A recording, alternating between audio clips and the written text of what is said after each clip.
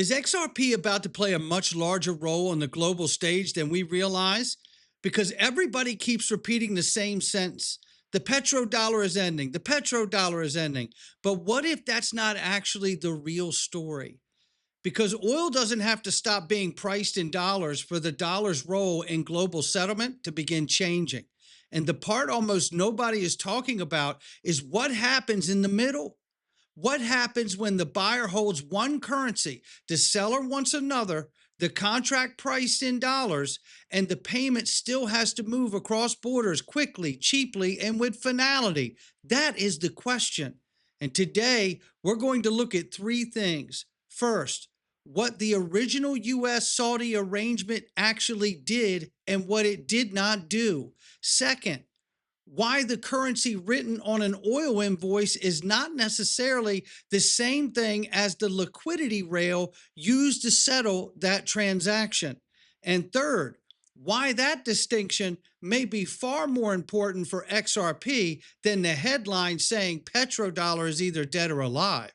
I'm not going to give you the answer in the first minute because once you understand the plumbing underneath the oil trade, you may look at XRP's story very differently. Somebody roll that beautiful intro.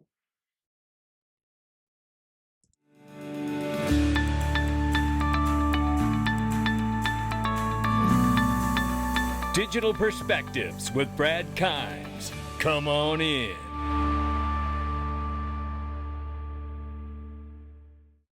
But let's get right into what we have to talk about because the price is not the full story here.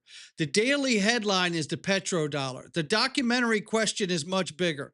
Who provides the liquidity when global trade becomes more fragmented? Well, if one country pays in dollars, another prefers Chinese yuan, and another wants euros, another wants local currency, and all of them still need to transact with one another, then the problem is no longer simply what currency appears on the invoice. The problem becomes the settlement itself. And that is where this story starts getting really, really interesting.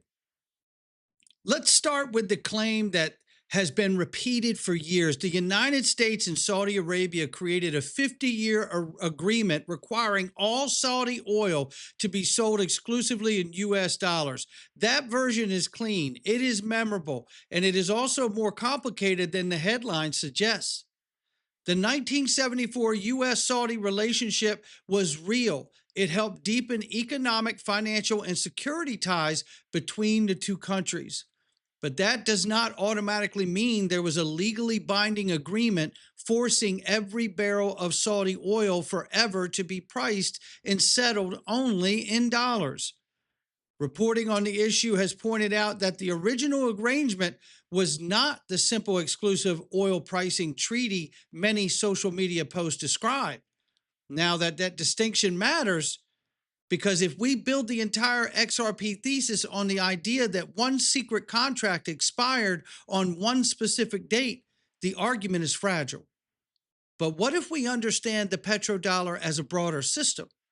Oil invoicing, dollar liquidity, treasury markets, banking relationships, and global settlement. Then the story becomes much more important. The question is not, did the dollar disappear overnight? The question is the global system becoming less dependent on one settlement pathway? And that is a much harder question to dismiss. Here is the distinction most people miss. A transaction has more than one layer. There is the pricing currency. That is the currency written into the contract or used as the reference price. There is the liquidity currency. That is what the buyer and seller actually need available in order to complete the transaction itself. And then there is the settlement rail. That is the infrastructure that moves the value from one side of the world to the other. Those three things can overlap, but they do not have to. Think about it in this way. A restaurant may display the price of a meal in dollars, but that doesn't tell you which bank processed the card payment, which network cleared it, or where the final settlement took place. The visible price is only the front end. The plumbing is underneath the floor. And if the global energy trade becomes more multi currency, as we know it is, then the plumbing becomes more important, not less. Now ask yourself a serious question. If a buyer has Chinese yuan, the seller wants reals, the contract is benchmarked in US dollars, and both parties want to reduce unnecessary conversion cost, what exactly connects those currencies? That is the $1 trillion question. And it brings us to the next layer. Oil itself is not just a commodity, it's a settlement event involving banks, governments, trading houses, shipping companies, insurers, custodians, and central banks. The price may be quoted in one currency, but the actual movement of money can involve several jurisdictions, several banking systems, and several layers of compliance. That creates friction. Different operating hours, different regulations, different liquidity pools, different correspondent banks, and different costs. And every extra intermediary creates another place where the payment can slow down, fail, or become more expensive. This is why the petrodollar debate can not only be about whether oil is priced in dollars. The more important question is whether the oil is moving toward a system where multiple currencies, multiple central bank platforms, stablecoins, tokenized assets, and traditional banks all have to communicate with one another. I don't know about you, but that sounds like the world we're moving to. Because the more fragmented the system becomes, the more valuable interoperability can become. That does not mean every payment suddenly moves on the blockchain, and it doesn't mean every oil contract gets settled in XRP, and it does not mean the dollar disappears. What it means to me is that the number of bridges between financial systems may become more important than the number printed on the invoices. Or how about this for more pressure? The technology to create those bridges is no longer theoretical. It's here and it's been here. The headlines around the petrodollar have intensified because Saudi Arabia did not formally renew an exclusive commitment to price oil only in US dollars. And that doesn't mean Saudi Arabia abandoned the US dollar. It does not mean every oil contract is suddenly denominated in Chinese yuan. And it certainly does not mean the dollar has been removed from the global energy markets. What it does mean is that the old assumption of permanent, unquestioned exclusivity is being challenged. At the same time, digital settlement infrastructure is advancing outside the traditional Western banking model. In January of 2026, Reuters reported that a China led cross border bridge digital currency platform had processed more than $55 billion in transactions. Another signal that competing payment infrastructure is being built at scale. Now, be careful here.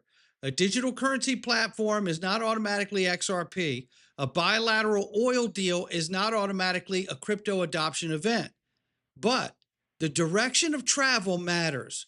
More systems, more currencies, more digital rails, more demand for interoperability.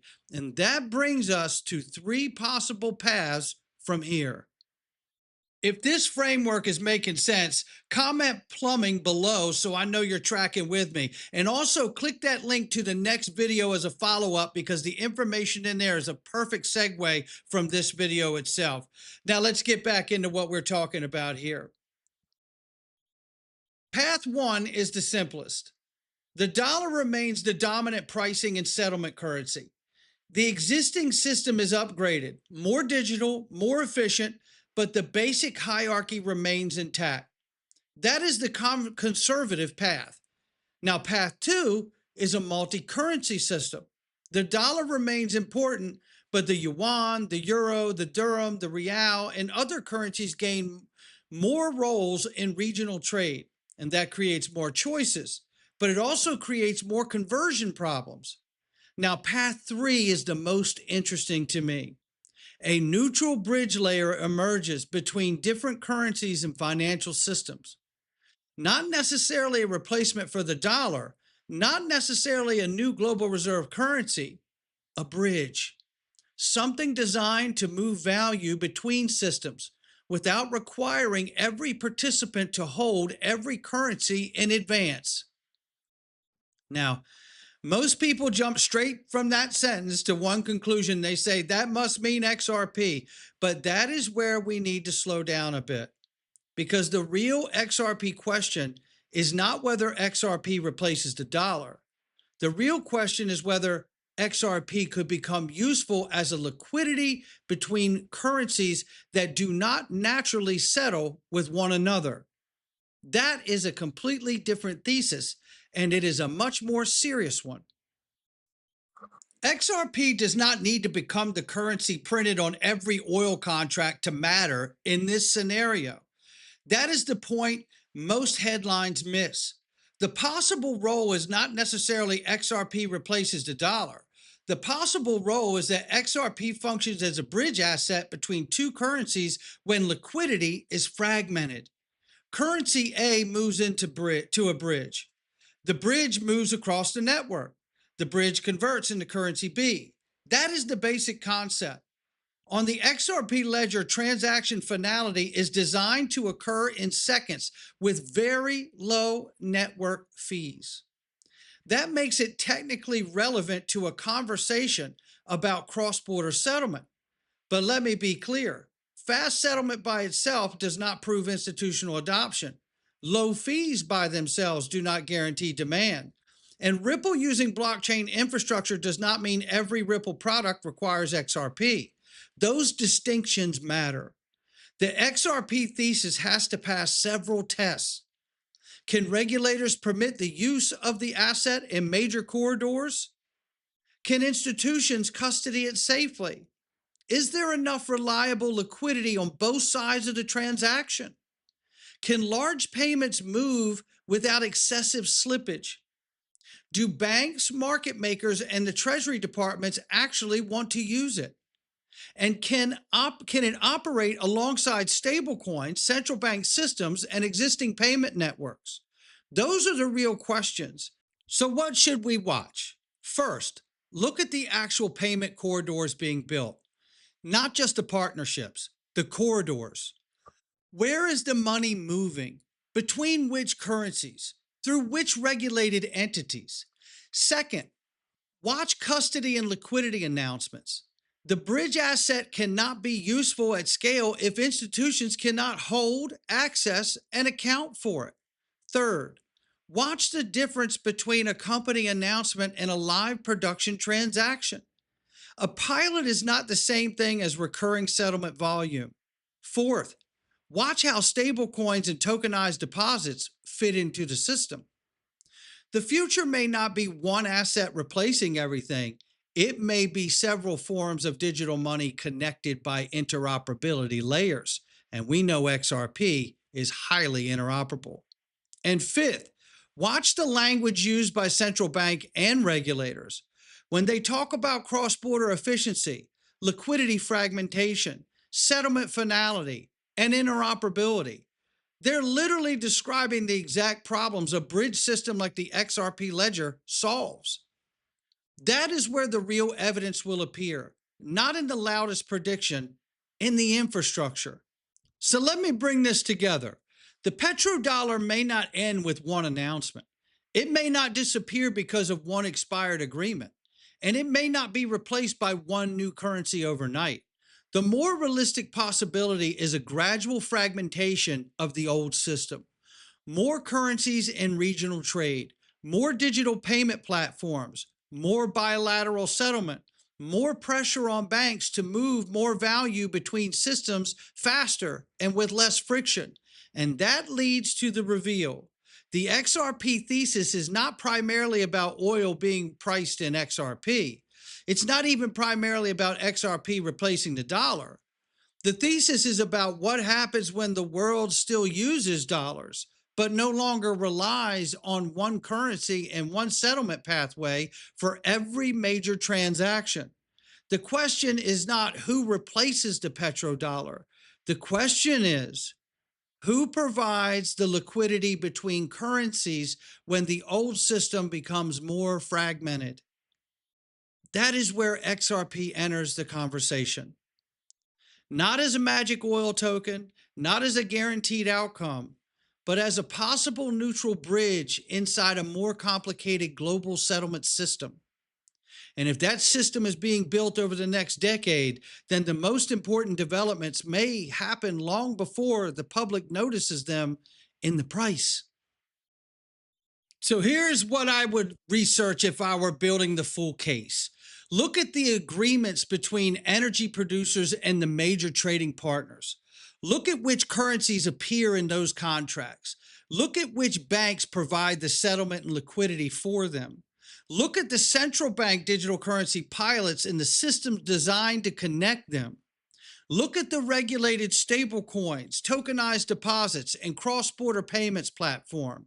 And then look at XRP separately. Look at the ledger performance. Look at the institutional custody.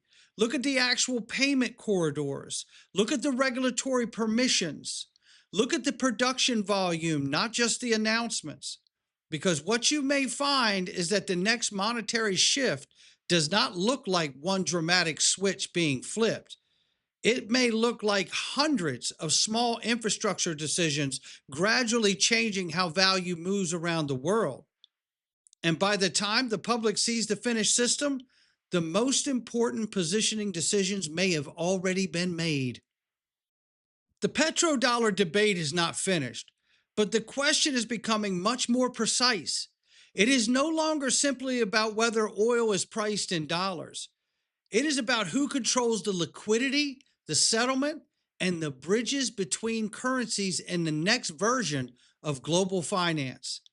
Now, I want to make sure that you understand I've got a follow-up video to this that you need to see. I couldn't fit all the information in this one, so make sure you click that link to this video right here or the one in the comment section so you can pick the next set of information and it flows directly into what this conversation is doing. So make sure you click on that. And always do your own research, read the reports, check the filings, follow the infrastructure, and remember, it's not financial advice from me or anyone else. It's just my digital perspectives. Guys, that's going to do it for me. I'll catch all of you on the next one.